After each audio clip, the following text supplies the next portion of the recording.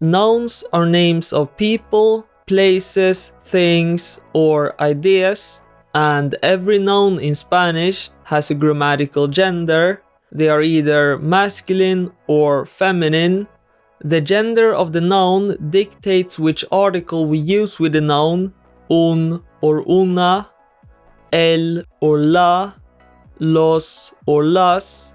Most adjectives also change their endings to agree with the gender of the noun. Libro, masculine noun. El libro es caro. Silla, feminine noun. La silla es cara. And the gender of the noun isn't necessarily connected to biological gender. A book isn't biologically masculine, and a chair isn't biologically feminine, but their grammatical gender is masculine and feminine respectively. So how do we know when the gender of the noun is masculine and when it's feminine? Most nouns that end with the letter O are masculine, and most nouns that end with the letter A are feminine. There are some exceptions to this. For example, mano is feminine even though it ends with O, and dia is masculine even though it ends with A. However, most of the time, nouns ending with the letter O are masculine and nouns ending with the letter A are feminine. For example, zapato, gatto, and bolígrafo are all masculine, and mesa, puerta, and manzana are all feminine.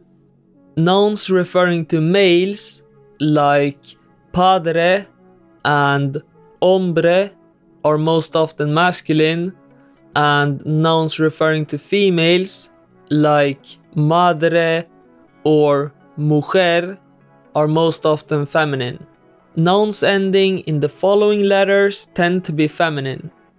Sion, for example, la estación, the station or the season, and la información, the information.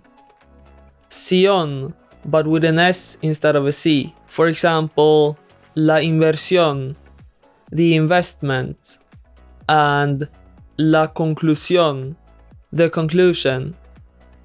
Tad, for example, la libertad, the freedom or the liberty, and la amistad, the friendship.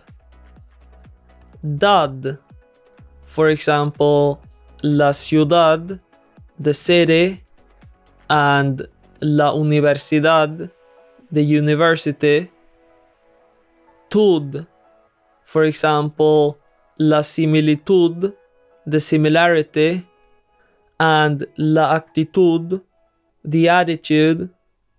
Ed, if this syllable is stressed, for example, la pared, the wall, and la sed, the thirst.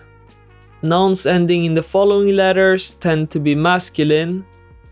Aje, for example, el traje, meaning the suit, and el viaje, the trip or the journey. An accented vowel, for example, el champú, the shampoo, and el té, the tea. Words ending in ma and sometimes eta that are of Greek origin. For example, el programa, the program, el fantasma, the ghost, and el planeta, the planet.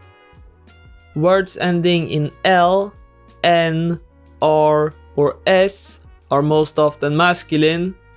For example, el árbol, the tree, el pan, the bread, el sabor, the taste or the flavor, and el autobús, the bus Words ending in the letter E can be either masculine or feminine.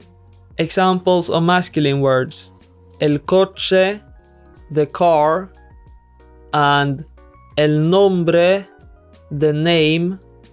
Examples of feminine nouns: la calle, the street, and la llave, the key.